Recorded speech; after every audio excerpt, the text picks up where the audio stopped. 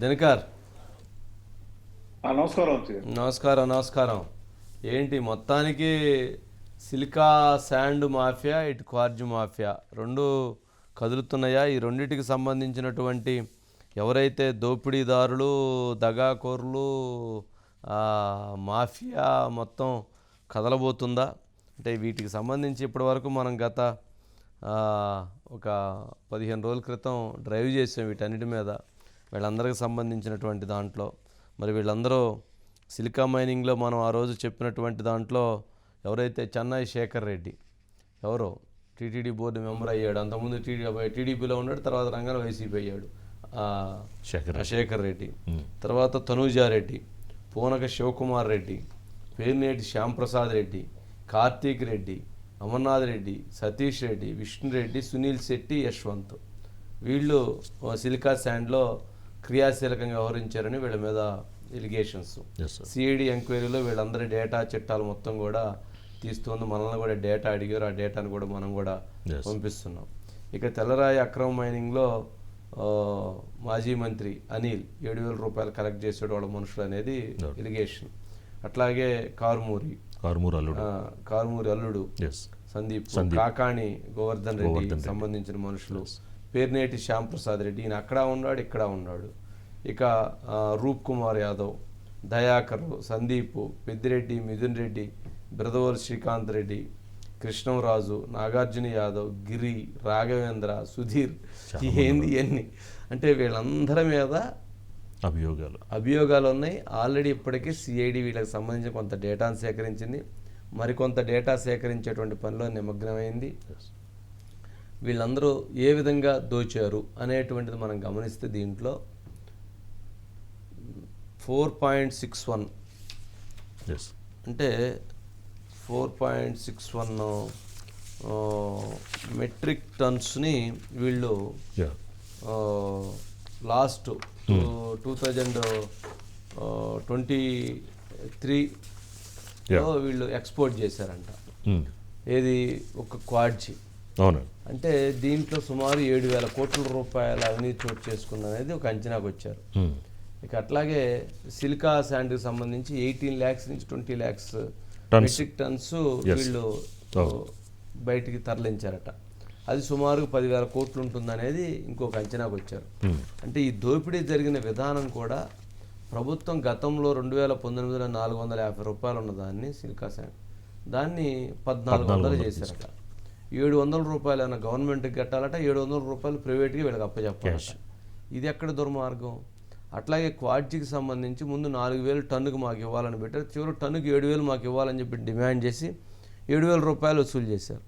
అదేంటి? మరి ప్రభుత్వానికి కట్టాల్సిన సొమ్ముని అదమిస్తే ప్రభుత్వానికి రానియాలి, అంతేగాని ప్రభుత్వానికి ఏమన్నా 200 రూపాయలు, వీళ్ళకి ఏమన్నా 7,000 రూపాయలు. ఇది ఎక్కడైనా దుర్మార్గం అనేదానికి కొద్దిగన్నా కొంచెమన్నా సిగ్గు అనేది ఉండాలి కదా. ఆ రకంగా దోపిడీ చేస్తారా? ఆ రకంగా దోచేస్తారా? ఇది సిఐడి నిజంగా తీయాల్సిన అంశమే. దీంట్లో ఇప్పుడు ఎవరైతే వైసీపీ పార్టీకి చెందిన మొన్నటి వరకు మాఫియా నడిపినటువంటి వాళ్ళు ఇప్పుడు తెలుగుదేశం పార్టీ నాయకులు జేబుల్లో దూరి లేదా ప్యాంటుల్లో దూరి, షర్టుల్లో దూరి, లేదా ఇంకెక్కడన్నా దూరి చిన్నంగా దీని మొత్తాన్ని ఇదంతా మీరు కలిసి చేసుకుందాం, మేము కలిసి చేసుకుందాం, మీరు చేసుకోండి, మాకింత ఇవ్వండి, మీకింత మిగులుతే అని వీళ్ళు లెక్కలేసి వాళ్ళకి పేపర్లు ఇచ్చి డేటా ఇచ్చి వీళ్ళని సరిచేసే ప్రయత్నం చేస్తున్నారట. ఆ దుర్మార్గాలకి తెలుగుదేశం పార్టీ నాయకులు వెళ్లకుండా ఉండటం మంచిది. సరే, ఒకరిద్దరు కొంచెం కక్కుర్తి పడతా ఉంటారు, సరే ఏదైనా అవకాశం వచ్చిద్దేమో ఏలు పెడదాం అనుకుంటారు. వేలు పెట్టబాకండి, వేలు పెడితే కాలిపోతారు. ఎందుకంటే ఇది ఇన్వెస్టిగేషన్ జరుగుతూ ఉంది. ఇన్వెస్టిగేషన్లో ఎవరెవరు ఉన్నారు అనేటువంటిది లెక్క తేలాల్సిన అంశం. లెక్క తేలిన తర్వాత దాన్ని సిస్టమేటిక్గా ప్రభుత్వం దానికి ఒక విధానాన్ని రూపొందించి వాటిని ముందుకు తీసుకెళ్లేటువంటి ప్రక్రియ చేపడుతుంది. ఇప్పుడు ఆ పేర్నేటి శ్యాంప్రసాద్ రెడ్డి రెండిట్లో ఉన్నటువంటి అతను యుఎస్లో ఉన్నాడట. మరి అతని దగ్గర అతను చేసినటువంటి ఆ దోపిడీని కరెక్ట్గా తీస్తే అసలు మొత్తం అతని ఆస్తులు జప్తు చేయాల్సిన అంశం ఉంది. ప్రాపర్టీస్ మొత్తం గవర్నమెంట్ అటాచ్ చేసుకోవాలి. ఇందుట్లో ఉన్నటువంటి వాళ్ళందుట్లో ఎవరైతే తప్పులు చేశారో వాళ్ళ ఆస్తులన్నింటినీ ప్రభుత్వం ఖచ్చితంగా స్వాధీనం చేసుకునే ప్రక్రియ కూడా నడుస్తుంది. ఎందుకంటే ఇది తేలేటువంటి అంశం, తెలవకుండా ఉండదు. ఇక్కడి నుంచి పక్కన ఎక్కడెక్కడ ల్యాండ్లు కొన్నారు, ఎక్కడెక్కడ భవనాలు కొన్నారు, ఎక్కడెక్కడ వీటికి సంబంధించిన ఇన్వెస్ట్మెంట్ చేశారనేది కూడా తేలిపోతుంది. ఎస్. బినామీ పేర్ల మీద చేశారా, ఎక్కడ చేశారో కూడా తేలేటువంటి అంశమే, తేలకుండా ఉండదు. కాకపోతే వీళ్ళందరూ కొంచెం టైం పట్టిద్ది, కొద్దిగా టైం పడుతుంది.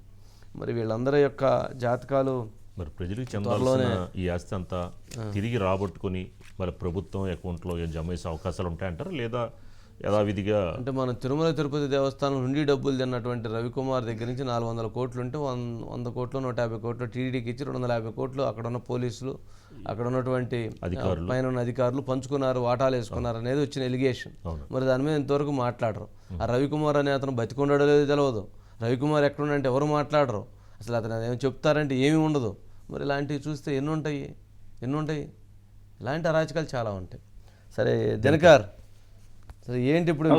నమస్కారం. ఏంటి ఇప్పుడు వీటి పరిస్థితి ఏంది? ఇప్పుడు సిఐడి ఇన్వెస్టిగేషన్లో వీళ్ళందరూ దొరుకుతారా ఏంటి?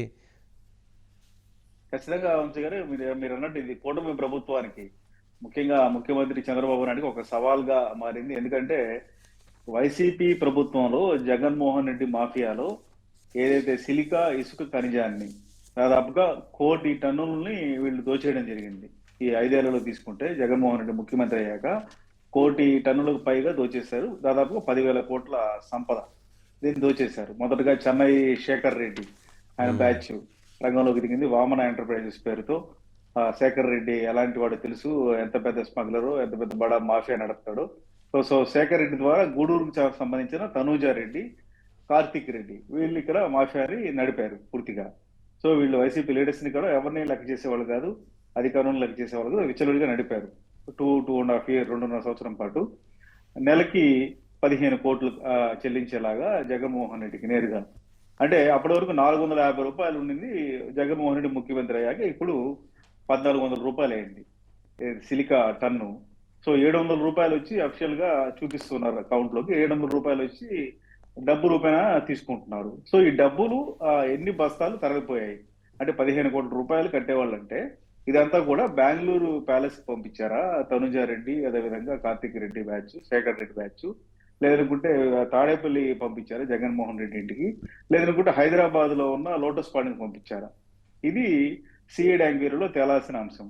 దీని తర్వాత వీళ్ళు సరిగా డబ్బు చెల్లించడం లేదు ఈ తనుజా రెడ్డి, శేఖర్ రెడ్డి బ్యాచ్ అని చెప్పని తర్వాత ఏదైతే పెద్దిరెడ్డి రామచంద్రారెడ్డి, మిథున్ రెడ్డి, విజయసాయి రెడ్డి వీళ్ళందరూ ఇన్వాల్వ్ అయ్యి జగన్మోహన్ రెడ్డి ఫ్యామిలీ, జగన్మోహన్ రెడ్డి, భారతీ రెడ్డి వీళ్ళు సీరియస్ అయ్యారు. సరిగా రావడం లేదు, అమౌంట్స్ లేట్ అవుతున్నాయి, ఎవ్రీ మంత్ మనకు ఫస్ట్ వీక్ లో అమౌంట్ రావాలి, లేట్ అవుతుంది, ఇది సక్రమంగా లేదని చెప్పని సీరియస్ అయిన తర్వాత పొనక శివకుమార్ రెడ్డి, ఎవరైతే వైఎస్ఆర్ కాంగ్రెస్ పార్టీ నాయకుడిగా ఉన్నారో పొనక శివకుమార్ రెడ్డి, శ్యామ్ ప్రసాద్ రెడ్డి, ఇద్దరికి కూడా అంటే వీళ్ళిద్దరు కూడా ఇదే వ్యాపారంలో ఉన్నారు.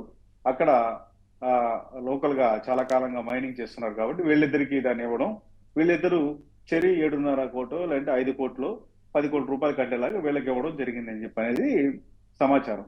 దీని ప్రకారంగా మైన్ ఓనర్స్ ఎవరైతే ఉన్నారో వాళ్ళకి టన్నుకి 100 రూపాయలు ఇస్తారు, వాళ్ళు మొహాన్ని కొడతారు.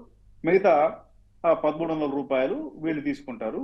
దీంట్లో 700 రూపాయలు ఇచ్చి జగన్మోహన్ రెడ్డి కడతారు, మిగతా అంతా వీళ్ళు పంచుకుంటారు అనమాట. సో ఇది జరుగుతూ ఉంది. సిలికా ఇసుక ఖనిజానికి సంబంధించి ఏదైతే కాస్టింగ్ ఇండస్ట్రీకి సంబంధించో లేదంటే మైక్రో చిప్స్ తయారీకి సంబంధించో డిమాండ్ ఉండడంతో రెగ్యులర్ గా ఇది నడిచే ప్రాసెస్. ఎంత తవ్వుకుంటే అంత డబ్బు అనమాట పూర్తిగా. సో జగన్మోహన్ రెడ్డి ప్రభుత్వం వచ్చాక ఇంకా విచ్చలవిడైపోయింది. ప్రకృతి నాశనం చేశారు, పర్యావరణాన్ని నాశనం చేశారు, అడిగే పరిస్థితి లేదు. 1 కోటి టన్నులు దోచుకొని 10,000 కోట్ల రూపాయల సంపద దోచేశారు. ఇందులో ఒక్క జగన్మోహన్ రెడ్డి ఇంటికే 6,000-7,000 కోట్లు చేరింది అనేది వైసీపీ నాయకులు చెప్తూ ఉన్నారు స్వయంగా. ఇందులో రకరకాల పేర్లు మీరు చెప్పినట్టు కార్తీక్ రెడ్డి, లేదంటే సతీష్ రెడ్డి, లేదంటే సునీల్ శెట్టి, ఇలా చాలా పేర్లు ఉన్నాయి. మొత్తానికి అయితే శేఖర్ రెడ్డి, తనుజా రెడ్డి, కార్తీక్ రెడ్డి, పొనక శివకుమార్ రెడ్డి, శ్యామ్ ప్రసాద్ రెడ్డి వీళ్ళు దీంట్లో కింగ్ పిన్స్ గా ఉన్నారనమాట. సో ఈ సిలికాకు సంబంధించిన దోపిడీనే దాదాపుగా 10,000 కోట్లు ఉంటే దీని మీద అసలు ఎన్ని కేసులు పెడతారు, ఎప్పుడు అరెస్ట్ చేస్తారు? ఇప్పటికే దర్జాగా తిరుగుతున్నారు వైసీపీ నాయకులు, లేదంటే సిలికా మాఫియా నడిపిన వాళ్ళు, టీడీపీ మంత్రులు ఇప్పుడు మరి ఏంటి